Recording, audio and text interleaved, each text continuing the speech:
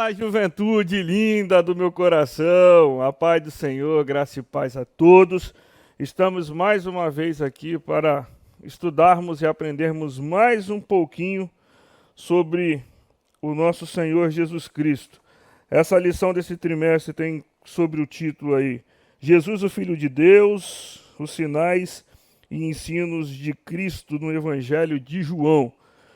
E hoje, no dia 13 de fevereiro, iremos estudar a lição 7, que traz por título aí o quarto sinal, a multiplicação dos pães e peixes. Então, antes da gente começar a aula, eu já peço a você que ainda não é inscrito em nosso canal, que se inscreva aí no nosso canal, ative o sininho de notificação, deixe o seu comentário aí também, dê o seu like também. E você que, porventura, é um visitante, está nos visitando hoje, digite aí no comentário, aí no nosso chat, aí, se você é visitante, se você não é, coloque a sua presença também. Isso é muito gratificante para a gente, poder receber vocês, visitantes, e vocês também que já fazem parte da nossa igreja. A vocês, visitantes que estão chegando aí pela primeira vez e não têm um lar espiritual, nós estamos aqui de braços abertos para acolher vocês. Sintam-se à vontade em nosso meio. Amém? Então vamos dar início aí à nossa lição. Hoje, como eu disse, o título da lição é a multiplicação dos peixes, dos pães e peixes, né? O nosso texto principal aí. Jesus tomou os pães e, havendo dado graça, repartiu pelos discípulos, e os discípulos pelo que estavam assentados, e igualmente também os peixes quanto eles queriam. João 6, 11. O nosso resumo da lição: os sinais servem para atrair as pessoas a Cristo, a fim de que possam ouvir a palavra e crer nele. Amém? Os nossos objetivos aí da nossa lição também conhecer a segunda fase do ministério de Jesus na Galiléia, dos gentios, mostrar que os sinais apresentados por Jesus eram um atrativo para as multidões e compreender que os judeus tinham um entendimento imperfeito de Jesus Cristo e seu ministério. Então, agora que a gente fez esse pequeno apanhado aí da nossa lição, nós vamos iniciar de fato a introdução da lição e vamos orar para que Deus venha estar abrindo as nossas mentes e os nossos corações, para que possamos aprender e entender o que Ele tem para nos ensinar através dessa lição. Amém? Deus, nós te adoramos, ó Pai, pela tua graça, pelo teu amor que tem sido perfeito para conosco, mesmo não sendo merecedores, Pai. O Senhor tem nos abençoado, tem nos usado, tem nos enchido com o teu poder. E assim nós te pedimos que o Senhor venha fazer mais uma vez nessa lição.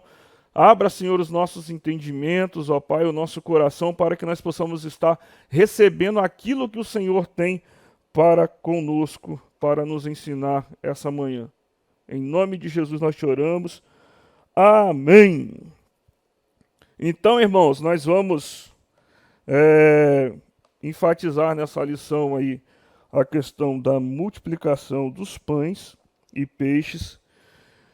E o propósito de Jesus não era somente saciar a fome das pessoas, a fome física, mas ele tinha como desígnio atraí-los para que eles pudessem ouvir as suas palavras e assim pudessem crer que ele é o Verbo que se fez carne. Jesus não mudou e ele tem poder para saciar as nossas necessidades materiais e espirituais, que nós viemos crer na sua provisão, mesmo em circunstâncias adversas. Não sei o que você tem passado nesses dias, não sei como está a situação que você vive, Mas uma coisa é certa: nós não devemos limitar a ação de Deus no nosso meio. Precisamos crer que Ele ainda opera milagres e que Ele operará milagres em nossas vidas. No decorrer dessa lição, nós veremos que também o fato de que a atuação de Jesus na Galileia é mais um sinal da amplitude do plano divino da salvação. Nós vamos ver que ali naquele meio, ali onde que Jesus operou esse milagre, ele não fez esse milagre simplesmente para saciar a fome, mas sim para nos mostrar a amplitude, a grandeza do plano de salvação que ele tem para todos nós. Uma pergunta eu quero fazer para vocês, e quero que vocês respondam aí no chat também. Por que Jesus perguntou a Filipe onde eles poderiam comprar pães? Então, responde aí, mais para frente a gente retorna com a resposta dessa pergunta.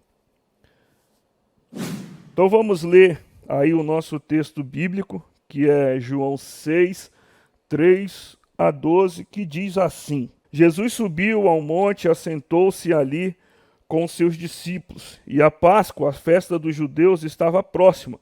Então Jesus, levantando os olhos, e viu uma grande multidão vinha ter com ele, disse a Filipe: onde compraremos pão para estes comerem? Mas dizia isto para experimentar, porque ele bem sabia o que havia de fazer.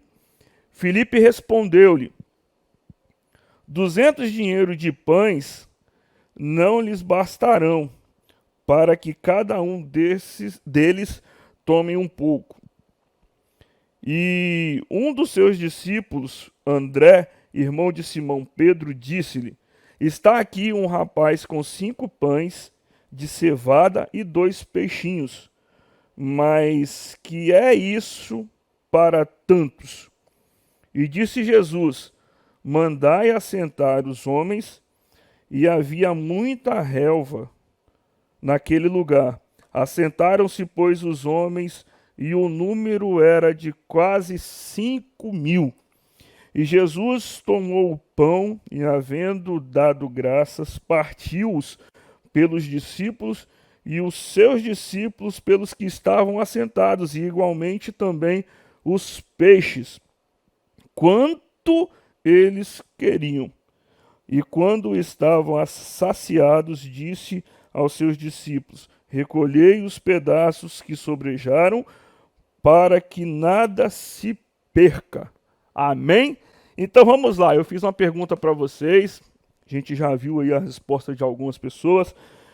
Então vamos lá trazer a resposta dessa pergunta aí. Quando Jesus fez a pergunta a Filipe, ele começou a avaliar o custo provável, mas Jesus não queria lhe ensinar que os recursos financeiros não são mais importantes do que a provisão. Podemos limitar o que Deus faz em nós e através de nós, supondo que não é possível o que Ele quer fazer. Algumas tarefas impossíveis que você acredita que Deus quer que você faça hoje, se há alguma tarefa impossível que você acredita que Jesus possa querer que você faça hoje, então não limite a ação de Deus. Não deixe que a sua avaliação do que não pode ser feito lhe impeça de assumir essa tarefa. Deus pode fazer muitos milagres, confie que Ele fará e trará o recurso para que você possa levar esse plano à frente. Amém? Então vamos à introdução. Estudaremos mais um sinal miraculoso: a multiplicação dos pães e peixes. São 2 milagres de multiplicação registrado pelos evangelistas. O primeiro, de 5 pães e 2 peixinhos, consta nos 4 evangelhos. O segundo, de 7 pães e 1 pouco de peixinhos, foi registrado somente por Mateus e Marcos. Aí você tem a referência aí de Mateus 14, 13 a 21 e Marcos 8, de 1 a 9. O primeiro milagre alimentou quase 5.000 homens, além das mulheres e crianças. João 6 e 10. O segundo milagre, 4.000 homens, além das mulheres e das crianças. O sinal de João 3 não ficou circunscrito aos discípulos, a família de um oficial ou religiosos de Jerusalém, mas alcançou uma grande multidão e justamente na Galiléia dos gentios consideramos este e outros aspectos dessa lição de hoje. E hoje nós veremos também o porquê que nós estamos falando aí da Galiléia dos gentios. É o primeiro ponto da nossa lição aí, a Galiléia dos gentios. Primeiro subponto, a segunda fase do ministério, no caso de Jesus. Na primeira fase do ministério, Jesus fez várias incursões à Judéia. Há intercalações, mas a segunda fase ocorreu proeminentemente na Galiléia e a terceira e última fase também é a consumação novamente na Judéia. A narrativa de João da primeira multiplicação perpassa por essa fase mais intensa na Galiléia, em perfeita consonância com os demais evangelhos, que cobre mais o ministério de Cristo entre os galileus. Então nós vamos ver essas questões mais aí para frente, o porquê dessas mudanças, dessas fases, e vamos aprendendo aí um com os outros. Isso nos indica mais um propósito de João, de ampliar aos seus leitores o conhecimento do ministério de Jesus, cobrindo um tempo maior da sua vida, obra, em relação aos sinóticos, cujas narrativas atingem apenas cerca de 1 ano da vida do Messias e a consumação nos dias finais de Jerusalém. Mais um propósito de João, vemos a perfeição da obra revelacional dirigida pelo Espírito Santo. Que nós vamos abrir um parênteses e falar um pouco sobre o ministério de Jesus entre os gentios. Demonstra como isso não passou totalmente ao largo das narrativas joaninas. Em João 7:1, há um registro sinótico dessa fase, ao dizer que Jesus andava pela Galiléia e já não queria andar mais pela Judéia. Portanto, uma complementariedade narrativa entre os evangelhos. Jesus estava passando ali pela Galiléia e ele não queria andar pela Judéia. É o que está escrito nesse versículo. Então, subponto 2 aí. Por que Galiléia dos gentios? A Galiléia estava situada ao norte de Israel e ao leste do rio Jordão, em torno e em cima do grande rio que leva o mesmo nome. Em Isaías 9:1 é chamado de Galiléia dos gentios, a terra de Zebulon e de Naftali, as tribos que nos dias de Josué herdaram as regiões. Foi devastada, essa região ela foi devastada quando a invasão da Síria em 733 a.C. e teve a sua ocupação alterada, como está registrado em 2 Reis 15:29. Os registros históricos citados pela Bíblia de estudo Roman dão conta de que para lá foram levados egípcios, árabes, fenícios e gregos. E isso levou a Galiléia a ser uma região considerada predominantemente como gentia e pagã. Por isso era considerada como Galiléia dos gentios ou Galiléia das nações. Exatamente por causa desse fato, onde aconteceu a invasão dos sírios. Então ali foram levados esse monte de povos fenícios, os egípcios, os árabes, os gregos. Então ali se misturou várias outras civilizações. Então por isso que a Galiléia ficou conhecida como Galiléia dos gentios ou das nações, exatamente por essa mixigenação aí de pessoas que estavam tendo ali.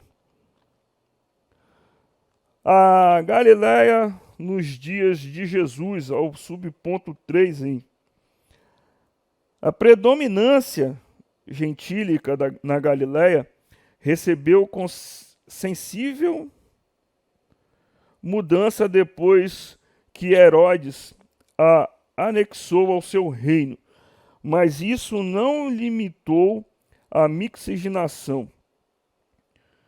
Para lá afluíram muitos judeus e a região se tornou mais populosa.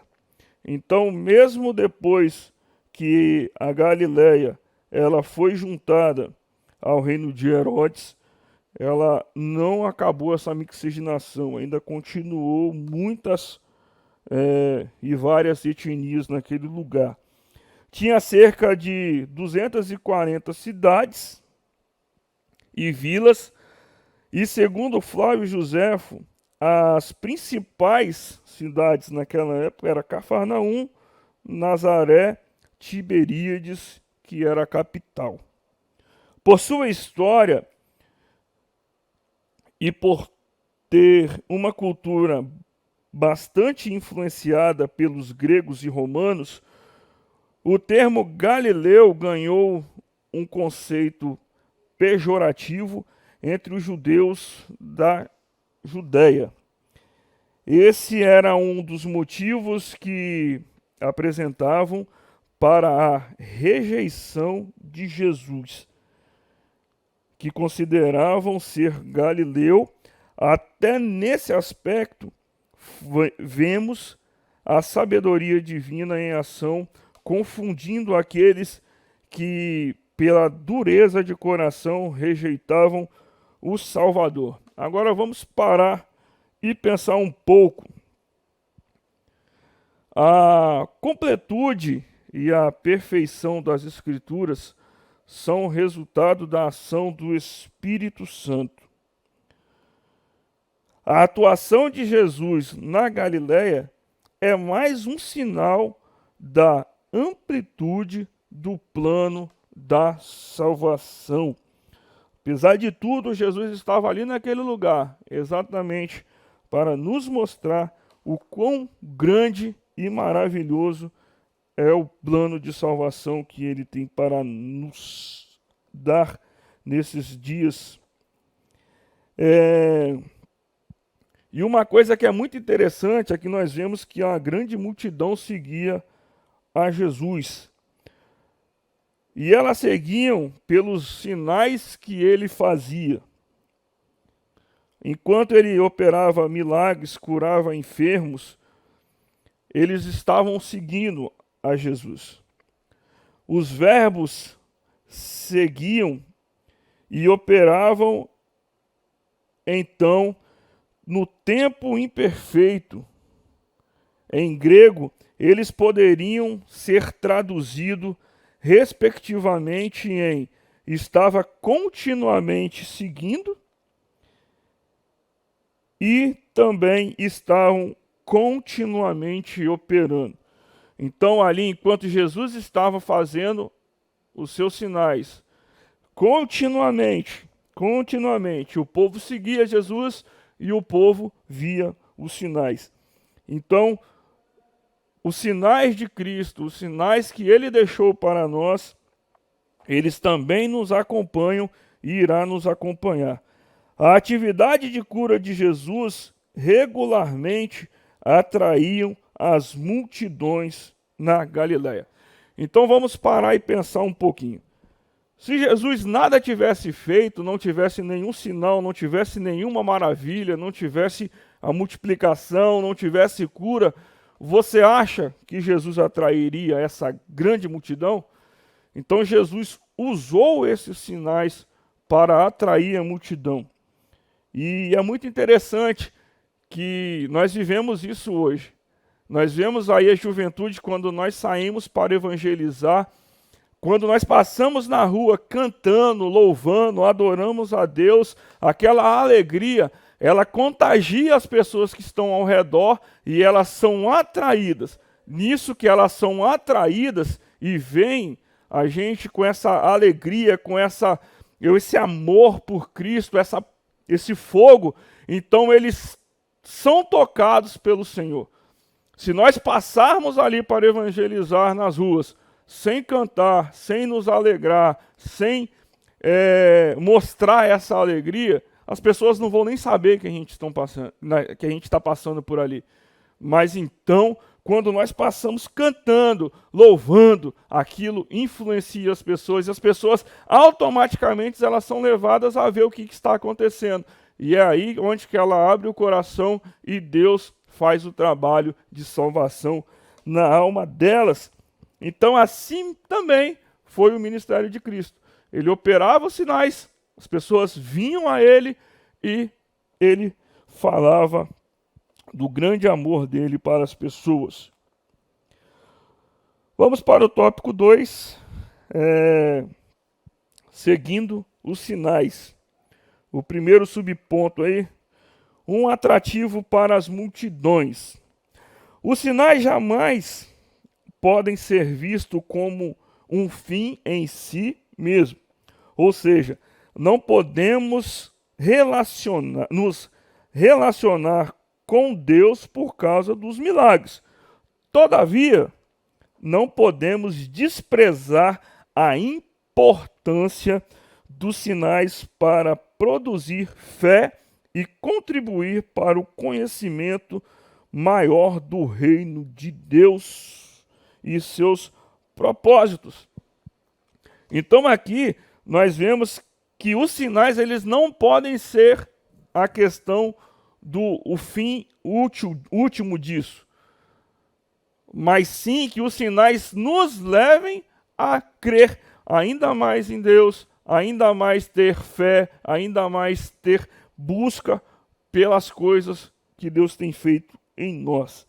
Não podemos limitar ele e nem andar atrás, no caso dele, pelos sinais. Mas nós precisamos crer que os sinais estão aí, que os sinais ainda acontecem e que ele opera maravilhas em nosso meio. Nós temos visto isso na nossa igreja.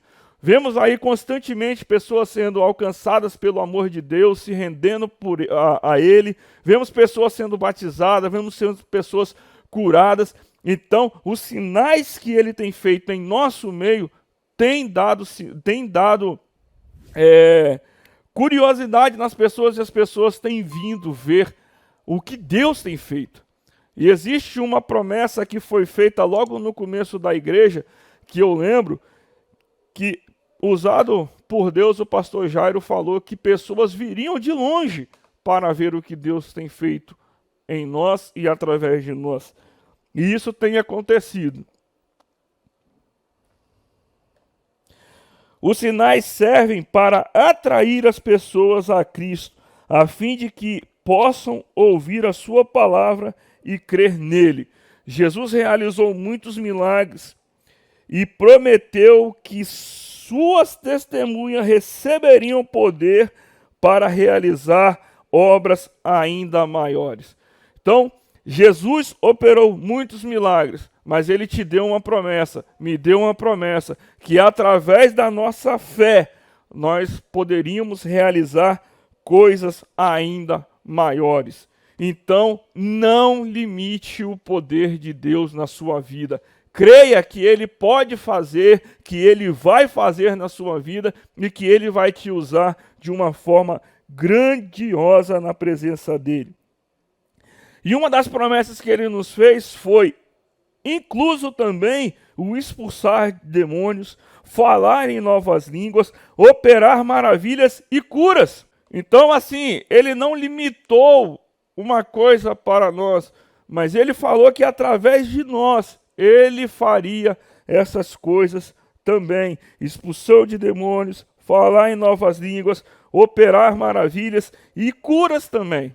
Então eu quero te desafiar essa manhã. Se você ainda não é batizado com o Espírito Santo, creia, busque e vamos orar junto, porque eu creio que o Senhor vai operar isso em você. Se você está necessitado de uma cura, eu creio, você crê também, Deus vai fazer, porque isso são sinais que Ele deixou, são promessas que Ele deixou para nós. Então creia que Ele vai fazer e há de fazer isso através de você também.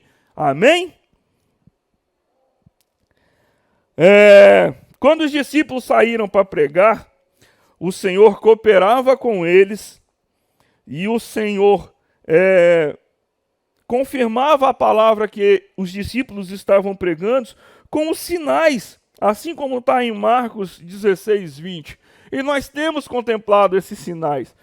A gente tem saído para evangelizar, nós temos contemplado pessoas pedindo oração, pessoas sendo libertas, pessoas sendo alcançadas.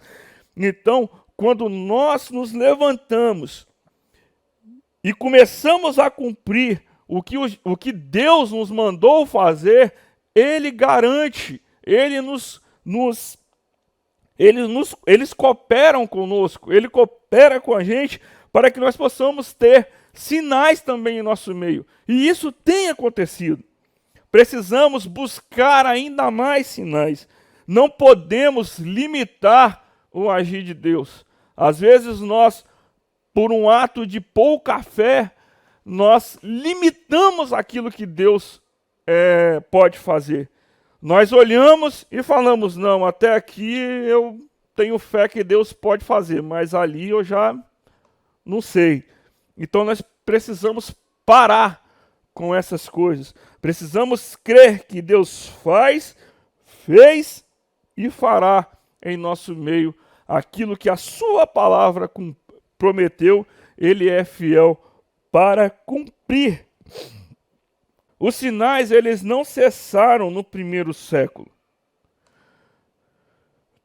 Tem acontecido durante toda a história da igreja e ainda se manifesta entre nós. Precisamos buscá-lo com fé, pois disse Jesus, e tudo quanto pedirdes em meu nome, eu o farei, para que o Pai seja engrandecido no Filho. João 14, 13. Existem algumas pessoas que acreditam que os dons, sinais, eles foram feitos, eles cessaram ali no primeiro século. Mas nós cremos na atualidade dos sinais, nós cremos na atualidade dos dons, e nós temos vivido isso em nosso meio.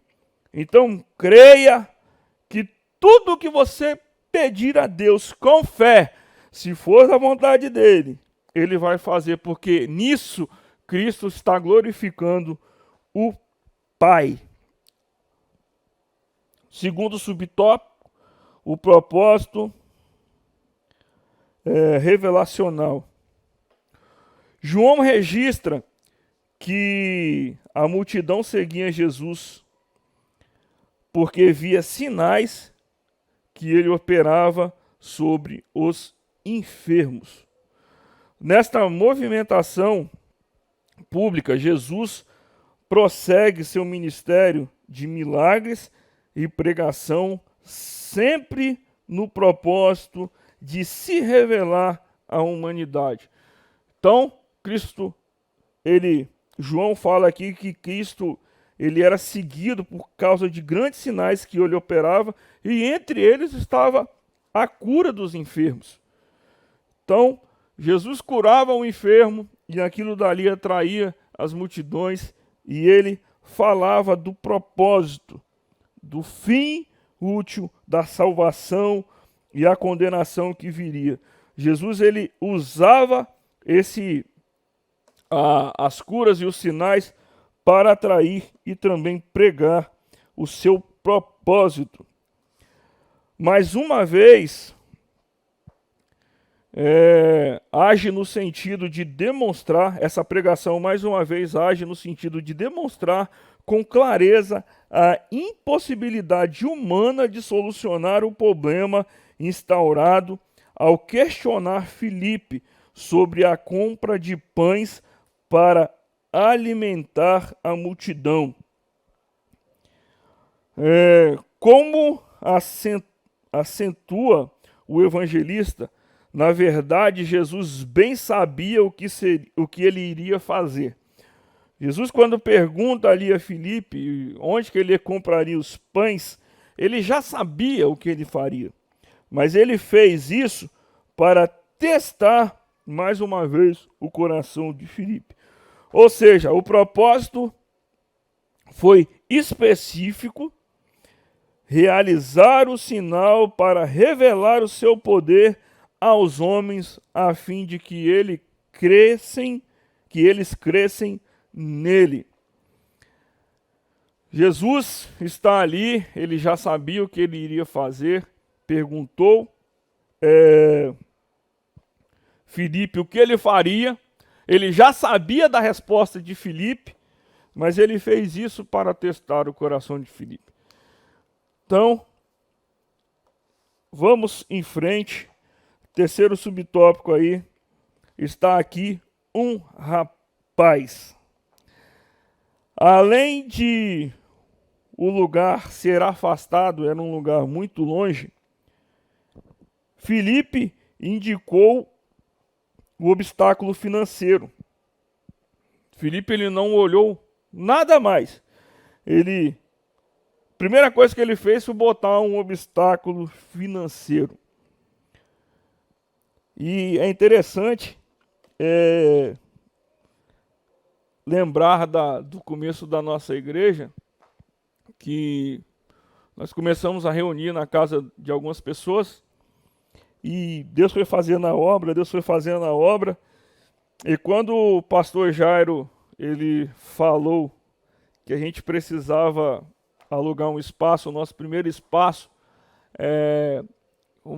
dos primeiros questionamentos foi exatamente isso: como é que a gente vai fazer? Nós temos poucas pessoas, o recurso não dá, e o nosso primeiro argumento sempre foi o financeiro.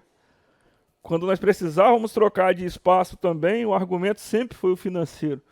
A gente não conseguia enxergar além daquilo. A gente só enxergava a questão financeira, não via o que Deus estava para fazer além disso.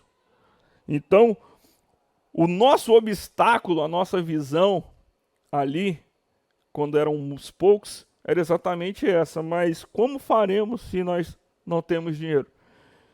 E assim foi também com Filipe. O primeiro obstáculo que ele colocou foi exatamente o obstáculo financeiro. Já que para supri-los de pão seria necessário mais de 200 dinheiro. Isso é o equivalente ao trabalho de cerca de 10 meses. Então, assim, não era uma quantidade pouca de dinheiro que supriria ali. E diante disso, André informa que havia ali um rapaz que tinha 5 pães de cevada e 2 peixinhos.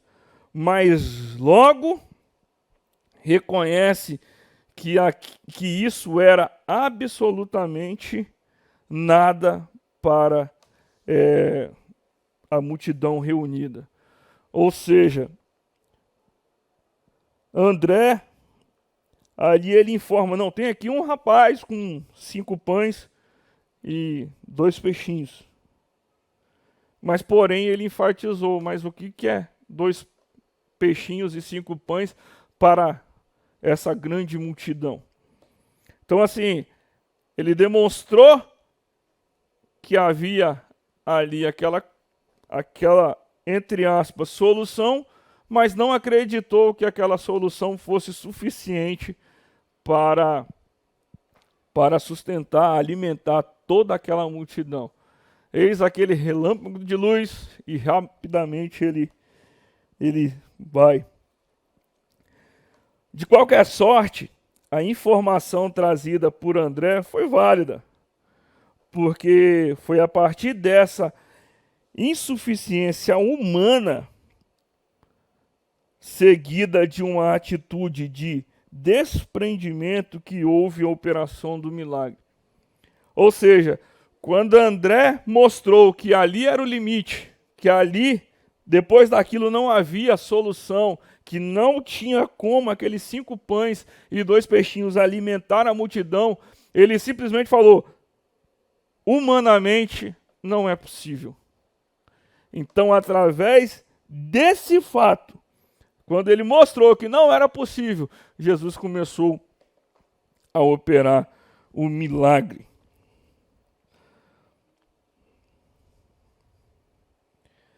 A lição que tiramos é: pouco que temos é realmente suficiente, mas quando entregamos a Jesus, pode se tornar muito e servir para alimentar uma multidão. Entregues a Jesus foram multiplicados e alimentaram a multidão e ainda sobrejaram, enchendo 12 cestos de pedaços dos pães. Às vezes você tem alguma coisa, você tem uma habilidade, você tem um ministério e você pode achar que ele não é suficiente. Você pode dizer que esse ministério não é, que você não é suficiente para exercer esse ministério, que você não tem capacidade, mas uma coisa eu te digo: quando você coloca essas coisas na mão de Jesus, Jesus ele multiplica, Jesus ele faz o milagre, Jesus alcança almas, Jesus salva almas, Jesus cura, Jesus batiza, liberta e leva para o céu.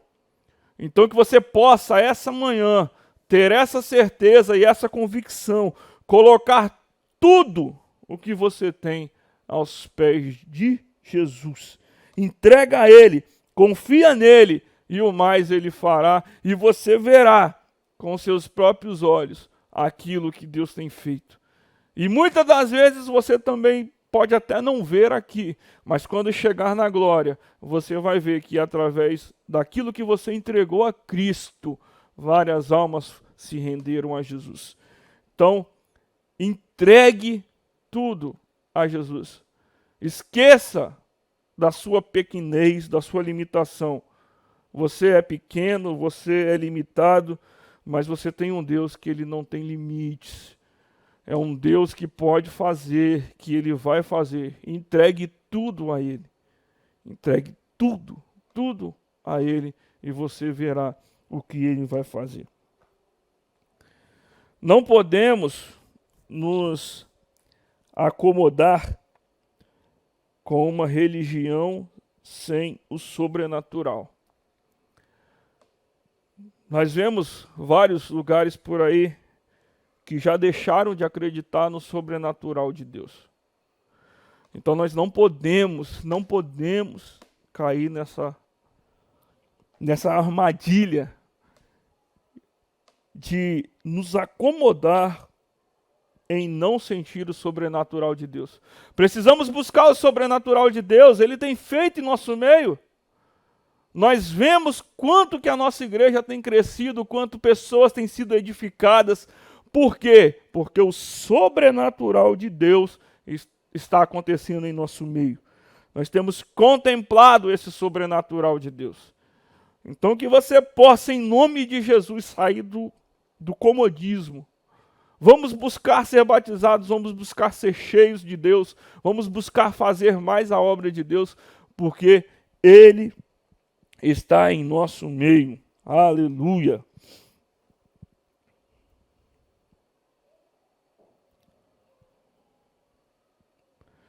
Precisamos reter o que temos para nós mesmos.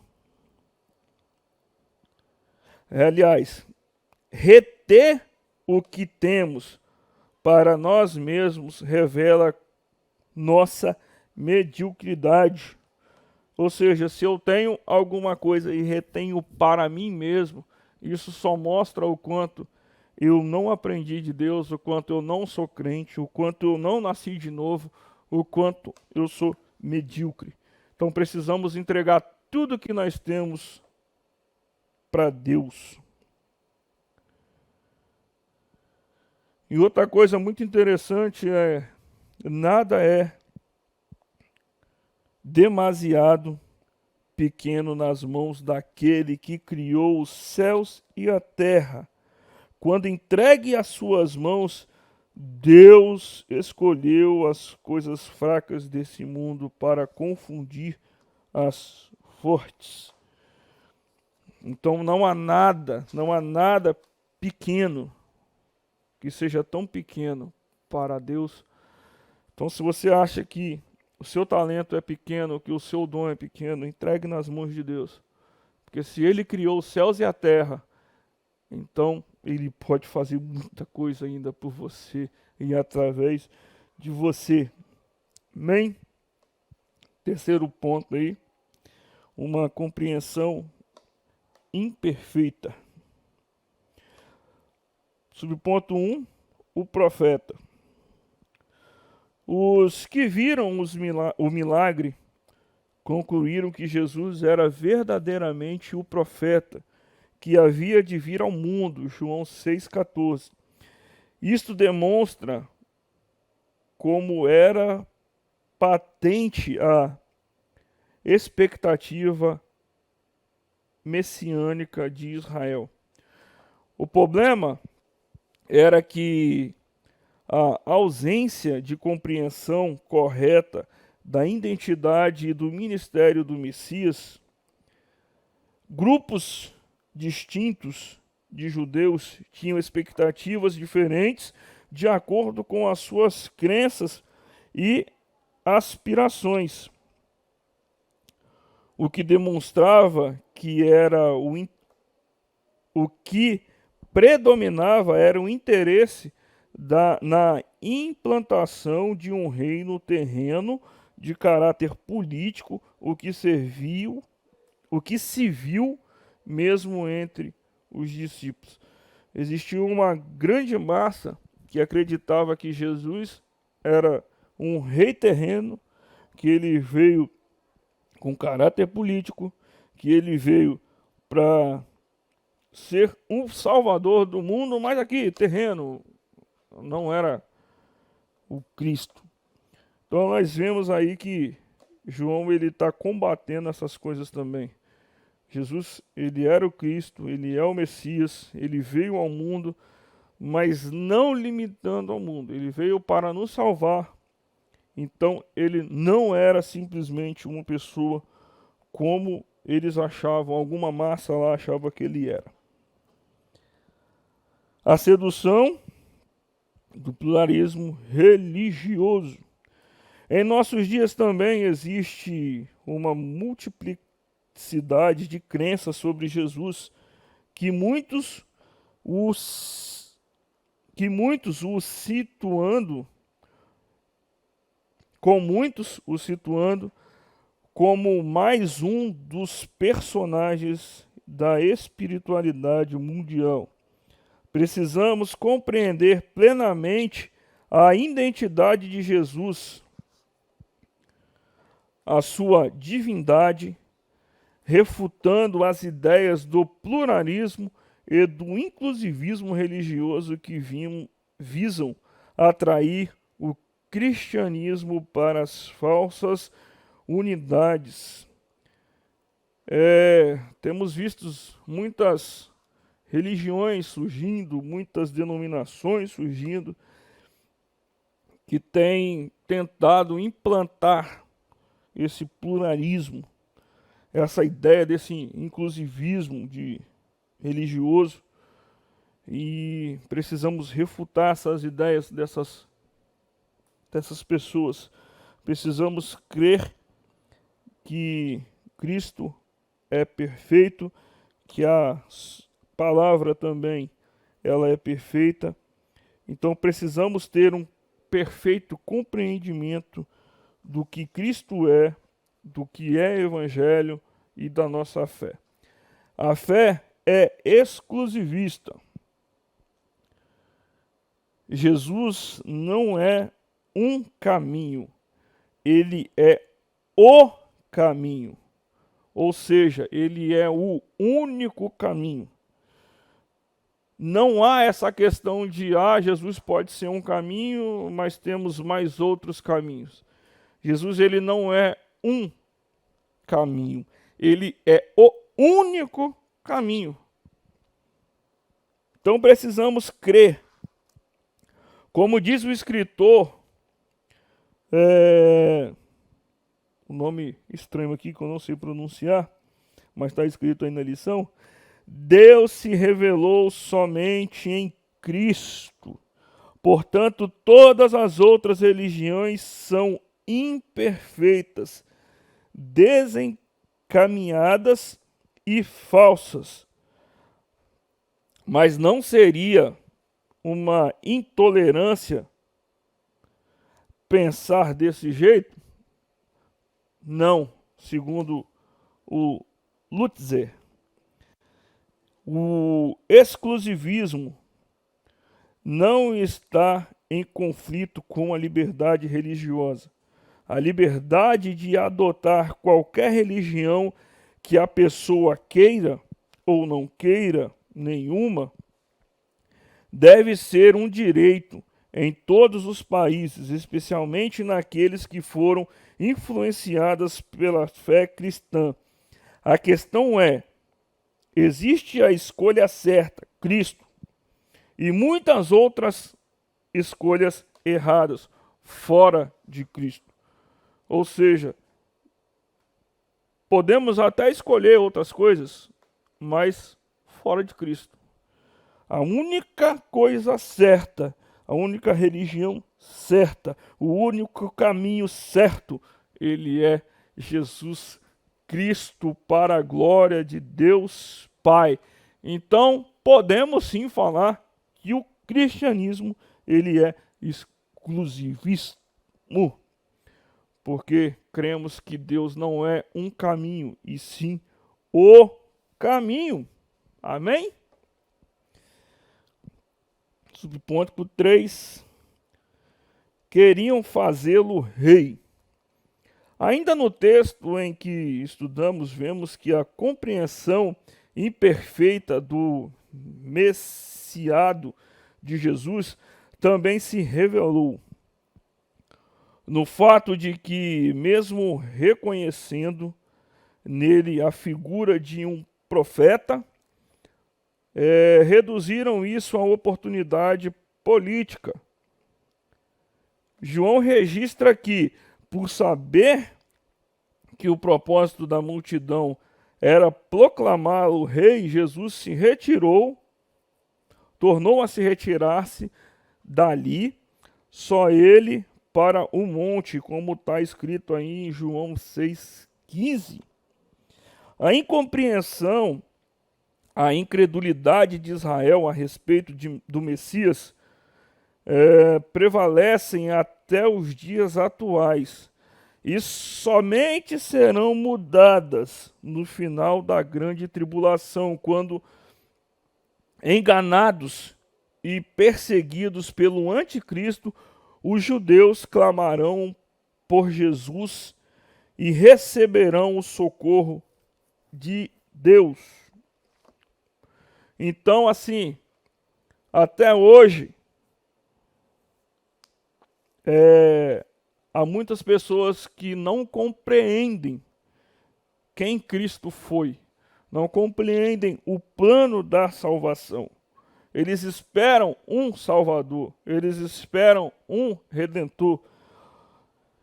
E principalmente o povo judeu, eles só reconhecerão o Jesus como Cristo depois da grande tribulação, que aí eles vão perceber o quanto eles foram enganados e vão clamar e receberão o socorro do Filho de Deus. Nesse tempo, cumprirá o que Jesus disse: Israel clamará por aquele que vem em nome do Senhor. Lucas 13:35. Será então restaurado o trono a um descendente de Davi, Jesus Cristo, para o reino eterno, assim como está registrado ali em Lucas 32, 1, 32 e 33. Então, no decorrer desse tópico aí, nós vimos a compreensão imperfeita que os judeus tinham a respeito de Jesus. Vendo, pois, aqueles homens os milagres que Jesus tinha feito, diziam: Este é verdadeiramente o profeta que havia de vir ao mundo. Essa reação ao sinal é típica e semelhante a outras reações deste evangelho. Para evitar um possível levante que colocaria em uma posição de Messias rei, porque estas eram as conotações da palavra de profeta e rei. Jesus tornou-se a se retirar dali para um monte. Então, irmãos, nós vemos aqui que nós precisamos ter uma compreensão legítima do que Cristo é, do reino do Messias. Vimos que os sinais foram feitos para atrair as pessoas para ouvir o que Cristo tem para elas. E isso também, nós vimos também na lição que Deus, ele não reteve essas promessas para aquele povo, para os discípulos. Não, essas promessas continuam valendo para mim, para você, para todos nós que estamos aqui. E nesse momento é um momento muito interessante, muito importante, muito gracioso. Estamos caminhando para a conclusão aí. E esse momento é o momento que você vai poder prestar o culto ao Senhor, podendo ofertar na casa do Senhor. Então, para você que está nos assistindo aí, vai aparecer aí o nosso Pix, a nossa conta bancária também, o PicPay da igreja vai aparecer aí na tela. Que Deus possa te abençoar para que você possa estar ofertando e ofertando com graça, para que nós possamos estar cada dia mais fazendo esse serviço para Cristo, para vocês, levando uma qualidade, levando imagens, levando essas aulas para vocês. E mais uma vez eu te peço, abra o seu coração, oferte aquilo que o Deus tem feito no seu coração. Então eu peço a você que esteja fechando seus olhos aí, vamos orar por essas ofertas. Deus, eu te glorifico por cada um ofertante, peço que o Senhor venha, Senhor, estar multiplicando 100, 200 vezes mais o que eles têm ofertado ao Senhor. Eles têm confiado no Senhor e ofertado, Senhor, e eu ministro a bênção do Senhor sobre a vida deles, ó Pai. Aqueles que não podem ofertar, ó Deus, por falta de portas de emprego, que o Senhor venha abrir a porta de emprego para eles.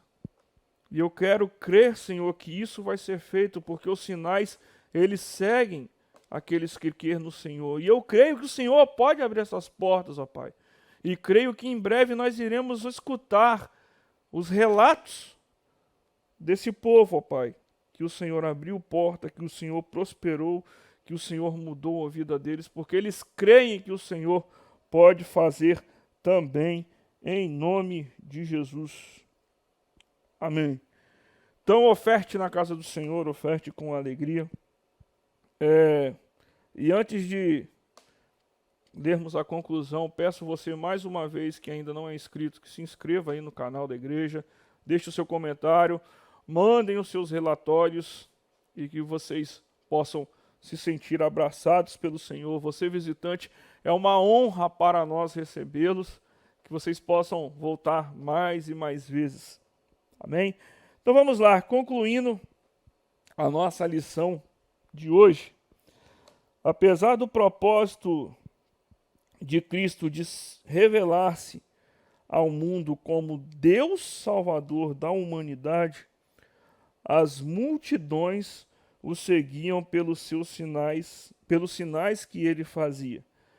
Mas sem a compreensão correta de sua identidade. As pessoas seguiam Jesus, mas ainda não tinham a compreensão correta da sua identidade. Mas que isso, e muitos outros sinais, sustentavam o interesse de vê-lo como rei de Israel em busca do fim do domínio romano. Em nossos dias, o sincretismo religioso humaniza a mensagem e rejeita o seu senhorio. Precisamos vigiar para que isso não domine os nossos pensamentos, não domine as nossas mentes. Precisamos vigiar para que o sincretismo religioso não tome conta de nós. Amém, irmãos?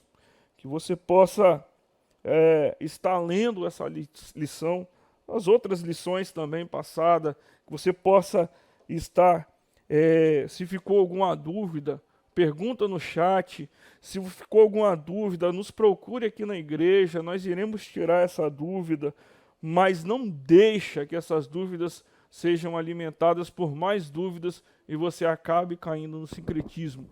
Mas que você possa, sim, nos procurar para tirar essas dúvidas. Se você precisa de uma ajuda, nós estamos aqui para te ajudar.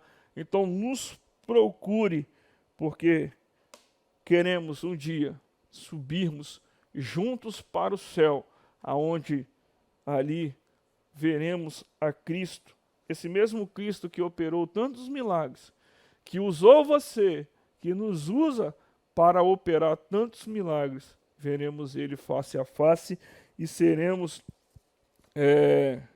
como seus irmãos e filhos de Deus. Amém? Então vamos orar para encerrar a nossa lição. Agradeço a todos vocês. Que Deus possa vos abençoar em Cristo Jesus. Deus, te adoramos, ó Pai, por essa lição. Pedimos que o Senhor abençoe, Senhor, a cada um que está assistindo. Pedimos que o Senhor venha abrir os seus entendimentos e o seu coração. Que o Senhor possa despertá-los, ó Pai, para abrirem as suas mentes, para atuar, ó Deus, ativar a sua fé, para crer que o Senhor ainda opera grandes coisas, que o Senhor operará grandes coisas através das nossas vidas.